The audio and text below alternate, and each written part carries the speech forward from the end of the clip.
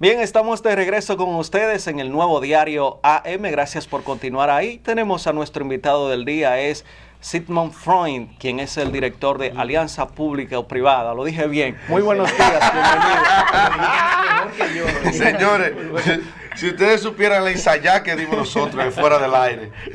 Buenos días, Muy buenos días. Contento de estar aquí con ustedes, de verdad, en este programa. Muy interesante. La verdad que el trabajo que ustedes están haciendo, lo felicito. Definitivamente están haciendo un trabajo exitoso y además esta nueva tema virtual y esta nueva versión que el Nuevo Diario ha impregnado también.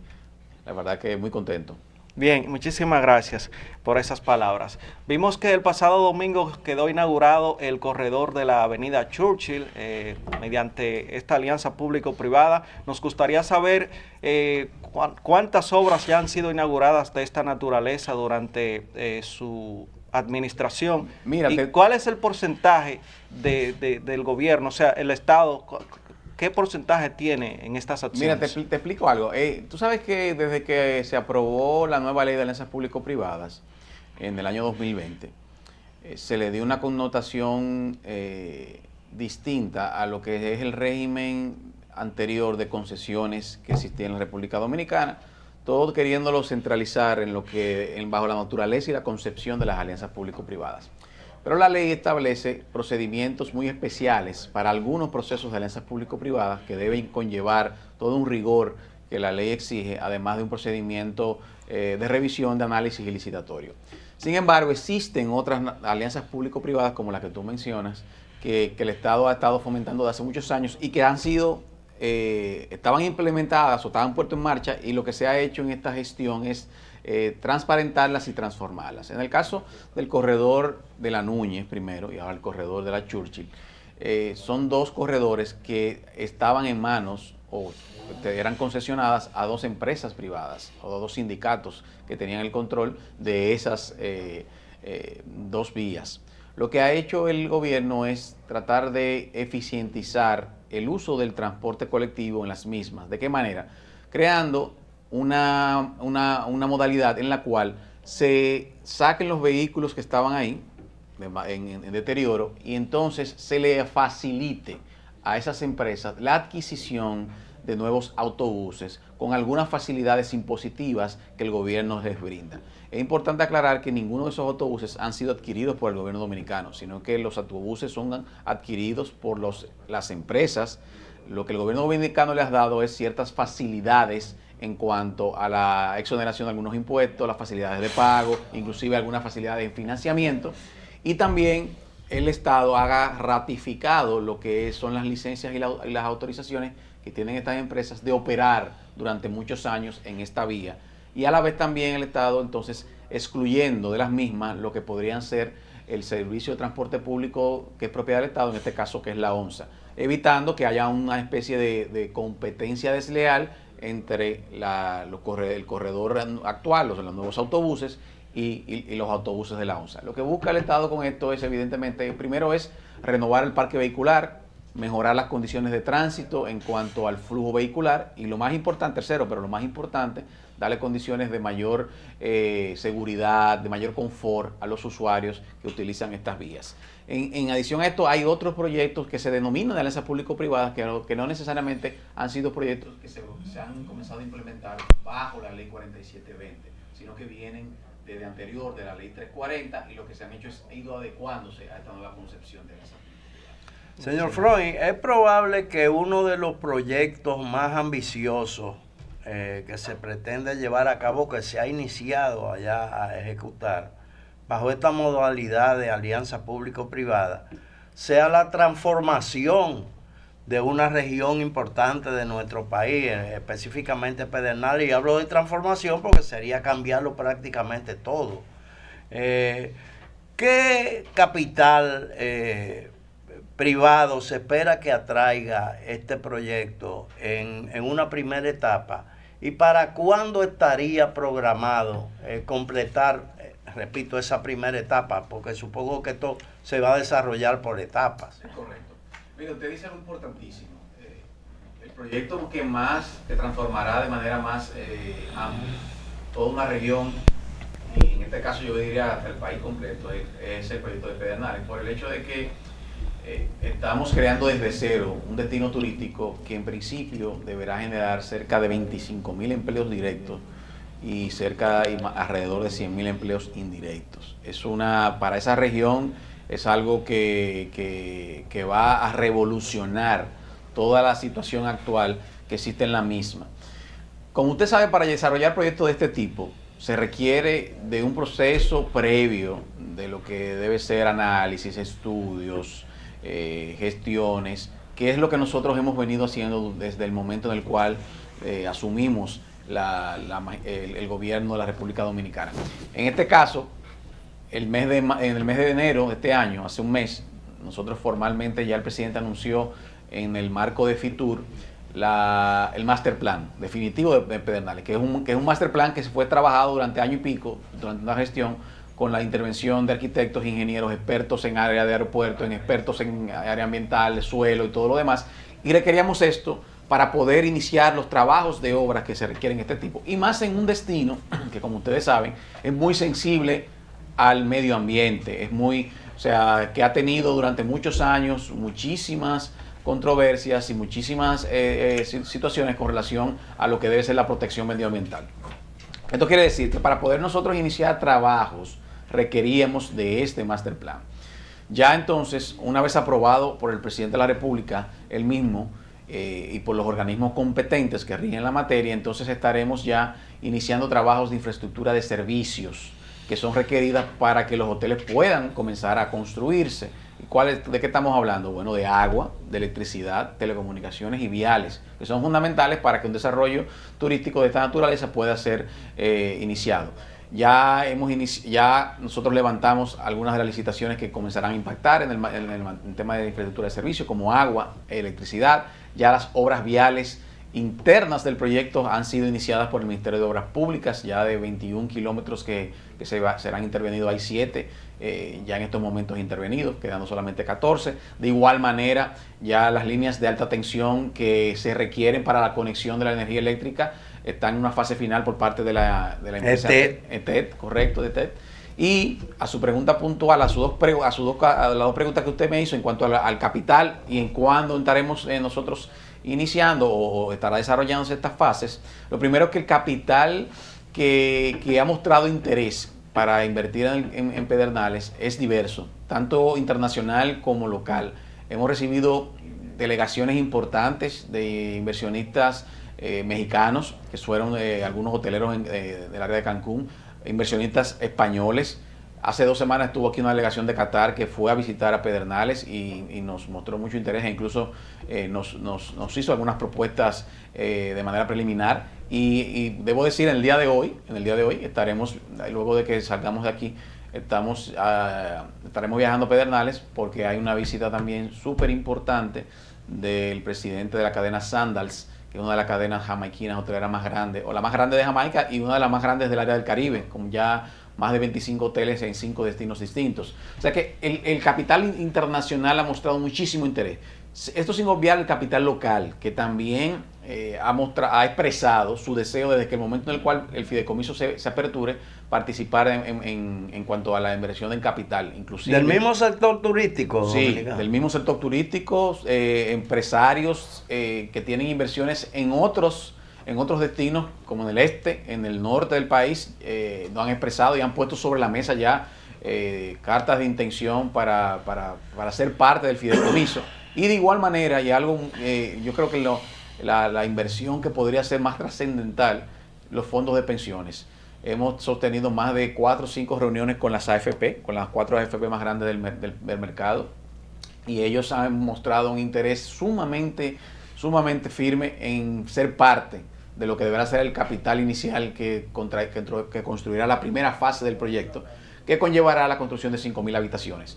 Y nosotros entendemos que si todo sigue sobre la marcha, para julio o agosto estaremos dando el primer Picasso de lo que deberá ser el primero de los hoteles de esa primera fase, que conllevará esa construcción de los 4.700 habitaciones. Sigmund, el tema de los fideicomisos, se ha hablado de los que ya se han puesto en marcha, pero se dice que en carpeta hay como 20, o unos 20 o 22. Entre ellos se habla de incluso la Policía Nacional.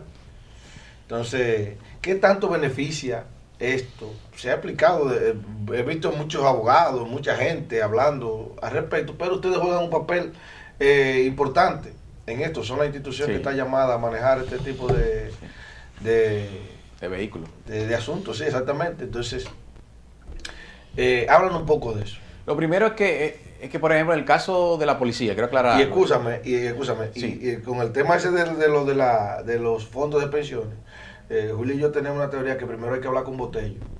Si no hablan con Botello, no. Bueno, mira, lo primero que en el caso de los fideicomisos, y quiero mencionar el tema de la policía para que no se me quede detrás. La policía se creó un fideicomiso para el manejo de unos fondos que van a ser donados por el sector privado.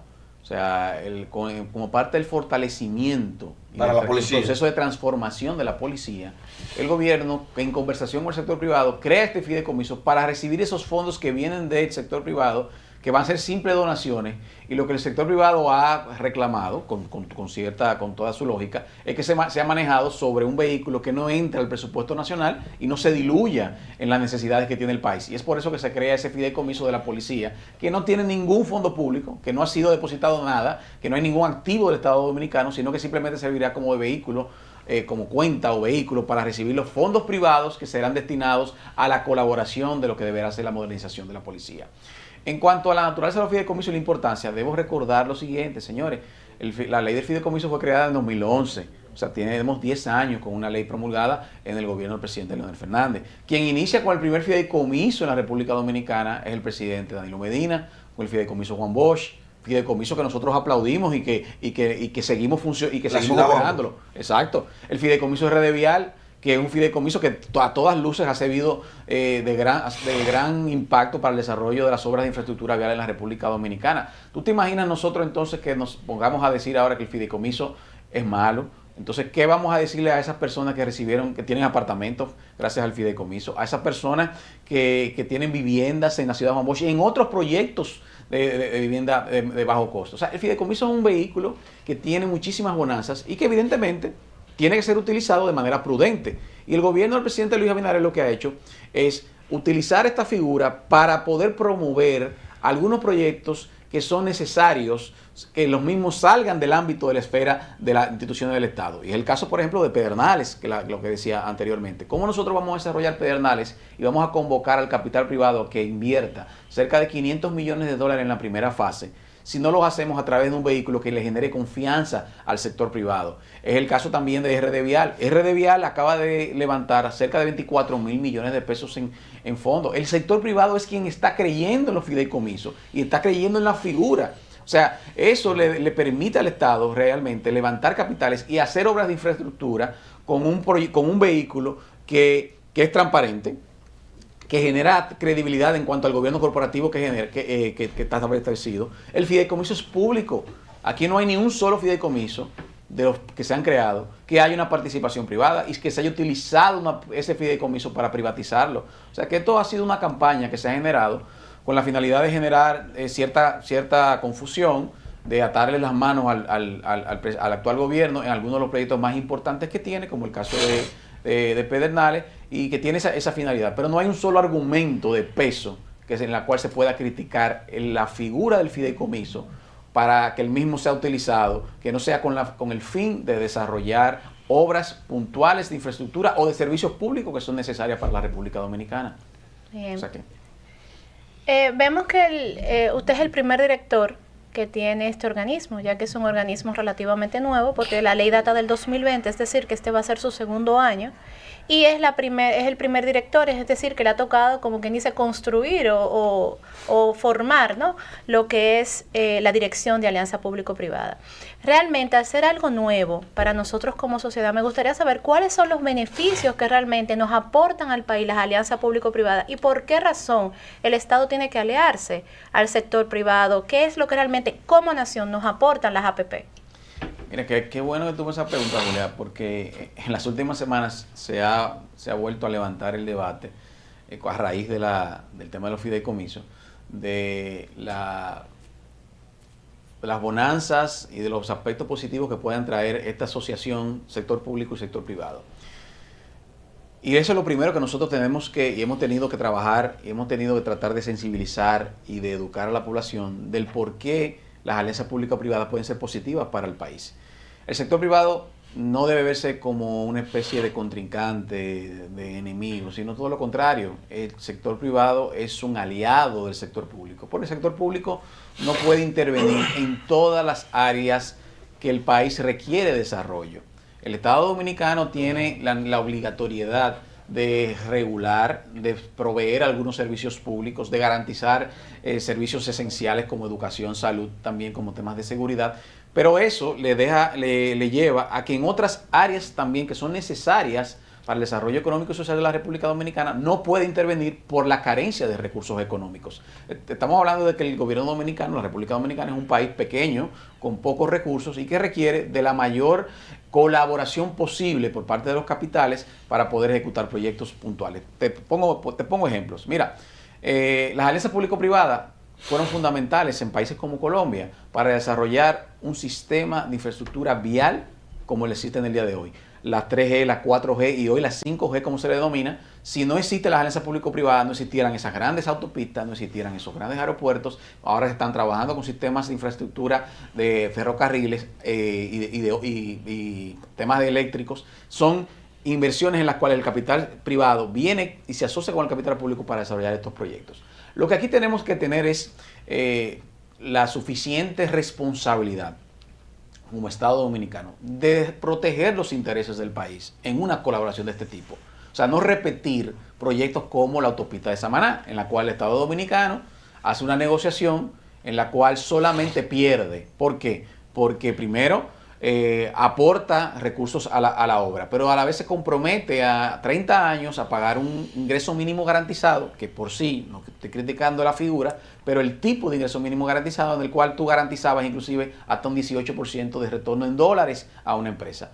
Y con estudios precarios para poder tú determinar si realmente ese proyecto podía construirse bajo esa modalidad. Entonces, eso es lo que ha faltado y eso es lo que la sociedad le preocupa. Más que la participación privada en proyectos determinados, es la poca transparencia y la poca responsabilidad que han tenido los funcionarios de los gobiernos al momento de hacer esas alianzas público-privadas. Y es por eso que vimos en 98 procesos fallidos, como el tema de las privatizaciones del sector eléctrico, también por la falta de responsabilidad de gobiernos de tomar decisiones transparentes y responsables. Entonces, es por eso que tenemos esa situación en la cual parte de la sociedad ve con ojeriza este tipo de colaboración, pero en definitiva las alianzas público-privadas, si se llevan conforme a lo que establece la ley, la rigurosidad que la misma exige y con la responsabilidad que se requiere por parte del sector público, lo que van a dejar muchísimos beneficios. Pedernales se podrá ejecutar a través de alianza público-privada. Si no es así, no habrá desarrollo turístico de Pedernales.